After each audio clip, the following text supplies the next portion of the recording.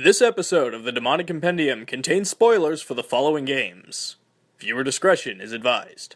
Welcome to a Fae-like new episode of the Demonic Compendium, the show where I discuss the mythology, design, and game history of your favorite Megami Tensei demons. With Valentine's Day behind us and spring on the horizon, I've been thinking a lot about love and nature and whatever lie sounds the most believable why I'm covering this guy when I am. Trust me, I will explain everything later, but today, I'm talking about Tom Leen. Alright, so Tom Leen is a Scottish fairy tale, and honestly a pretty fun story. So basically, this dude was kidnapped by the Fairy Queen when he was young after falling off a horse, and he now guards the forest of Carterha. And by guards, I mean waits for young women to swing by to leave offerings of trinkets for him, or failing that, they have a little roll in the hay. One day, a woman named Janet, whose father owned the land that the woods were located in, basically went into the forest and plucked a rose to summon Tom Leen, fully intent on seducing him.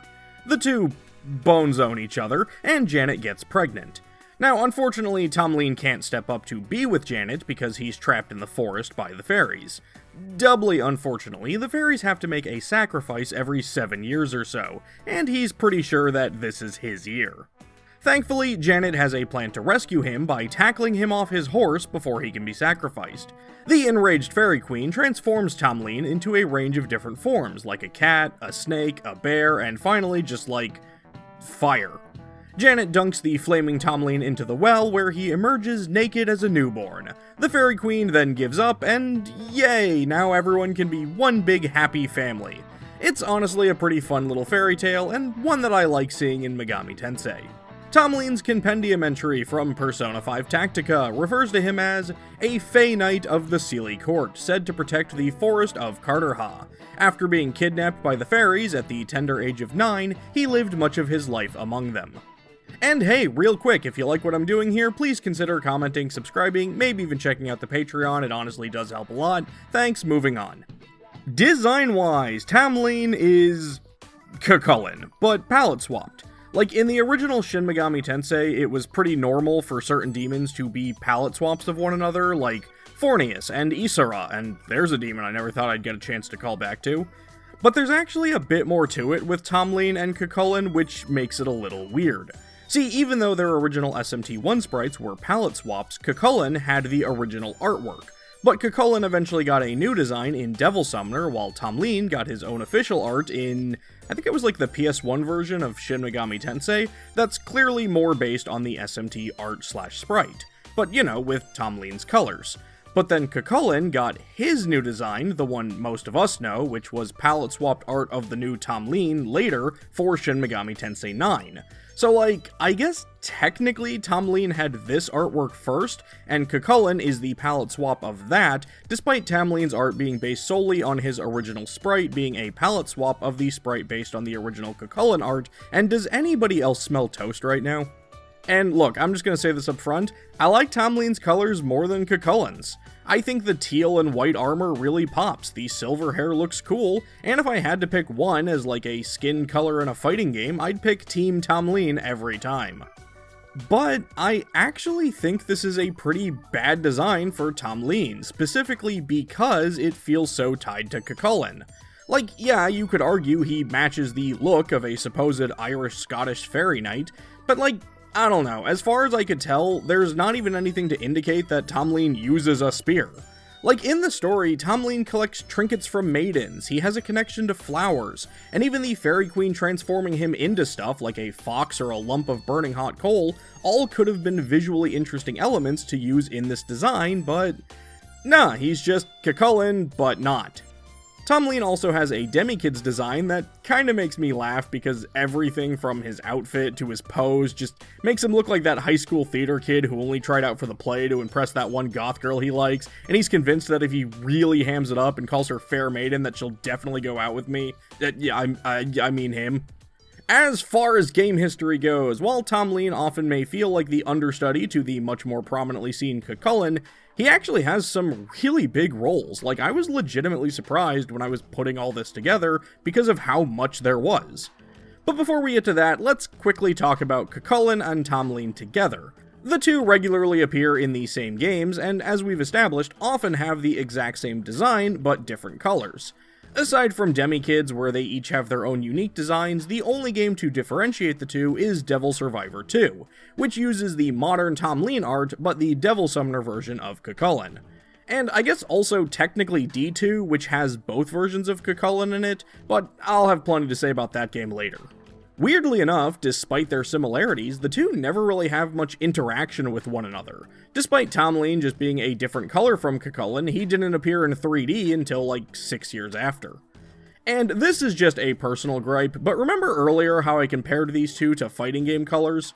Well, in Persona 4 Arena Ultimax, Margaret uses Cu Chulainn as part of her Margaret selection, and like, come on, Arxis, you couldn't have done one color option where Cu Chulainn looks like Tom Leen? You're supposed to be better than this, I trusted you. Alright, but enough comparing Tom Leen to his older brother in the franchise. What has this guy done to stand out on his own? Well, quite a bit. Tom Leen appears in Persona 4 as a member of the Sun Arcana, and is only obtainable via a cross-fusion of Gadon, Narasimha, Phoenix, and Yatagarasu. I was trying to figure out if there was any sort of mythological significance to this, like maybe they represent the stuff he got transformed into in the Fable, like Phoenix representing the coal, or Gadon representing the cat, but I think I'm actually just overthinking this, and it's just various other Sun Arcana personas. Then Tom Leen also appears in the anime, where Yu summons him in the fight against Kuni no Sagiri, and didn't we just do this with Saturnus like 2 months ago? While absent from the original Persona 3 and FES, Tom Leen was one of only 4 personas added to Persona 3 Portable, where he's a member of the Lover's Arcana. While he doesn't really do much in that title, he did come back in Persona 3 Reload, where he also doesn't do much, except if you have the DLC and want to fuse Arsene, you're gonna need Tom Leen. While this isn't really a story role or anything, I do think it's kind of interesting that by being absent from FES, but in Reload, it means Aegis wasn't able to use this guy until just last year with the Episode Aegis DLC.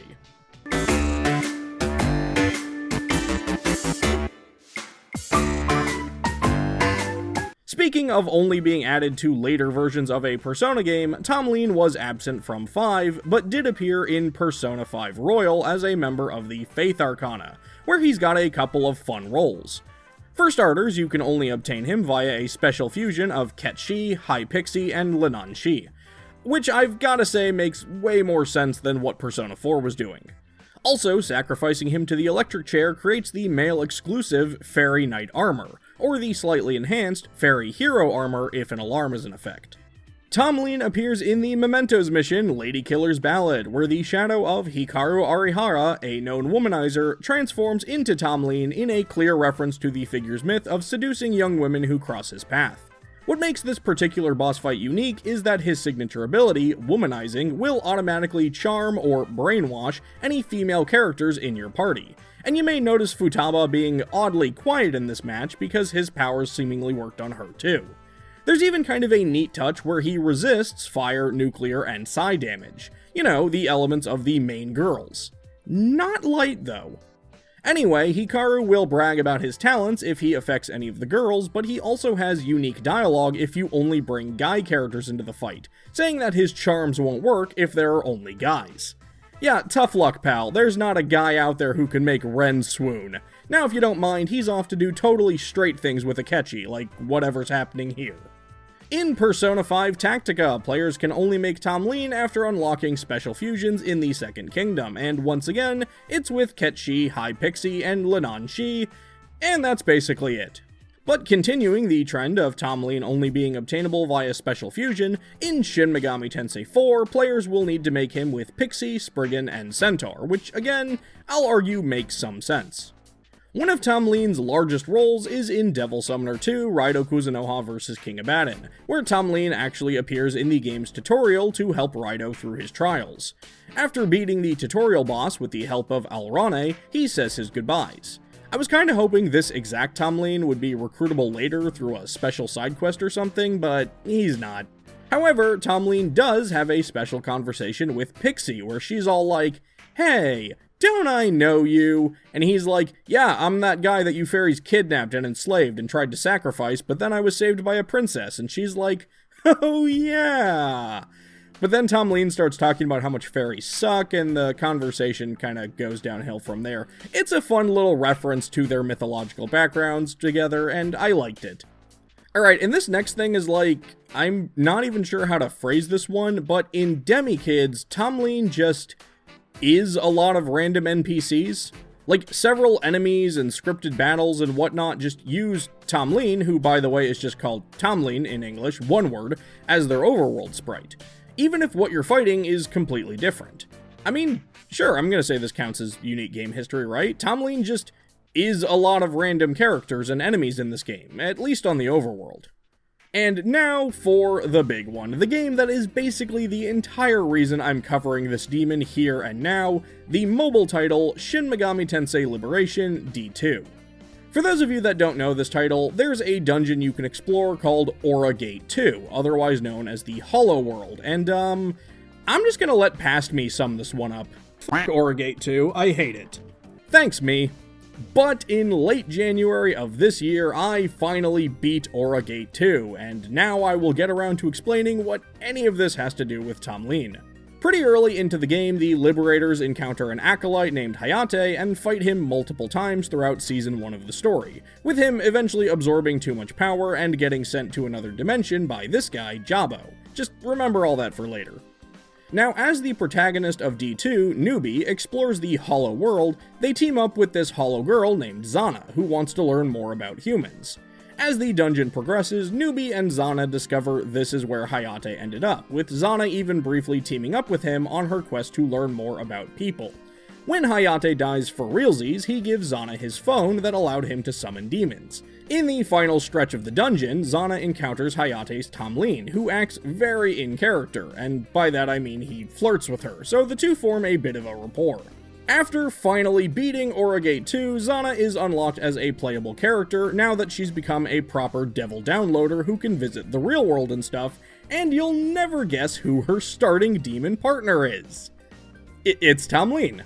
The funny thing is that the first time you fight Tom Leen in the main story as a boss in Chapter 3, it's not even Hayate's Tom Leen, it's just some random homunculuses.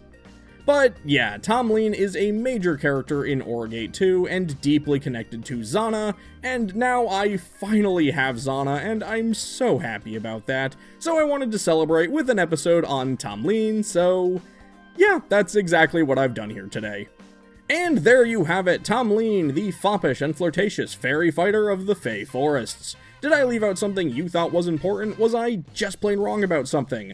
Let me know in the comments below, and don't forget to let me know who you'd like to see me talk about in future episodes. That's going to do it for this episode of the Demonic Compendium, and I will see you next time. But be careful while you rest that a demon doesn't take over your body.